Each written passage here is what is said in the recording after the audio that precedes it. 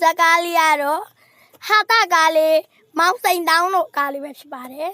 အခုပါဆိုရင်တော့ဒီရုပ်ရှင်မင်းသားမင်းသမီးတွေအချက်တွေကတော့အရန်ချောလွန်းတယ်ပေါ့နော်အားကြောင့်မလို့ကူးယူခြင်း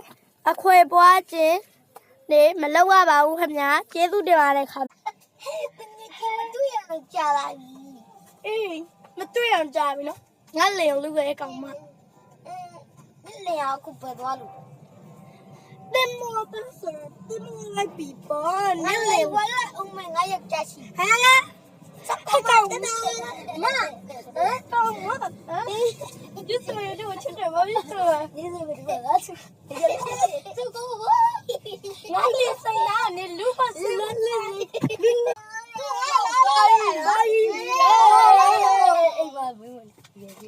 ောက်တော့ရ你让把它累，你我录个戏，你我要对的哪里？人家那回来把那等下阿拉我接住出，继续玩嘞，继续别的把那都阿拉接住出继续玩，看呀。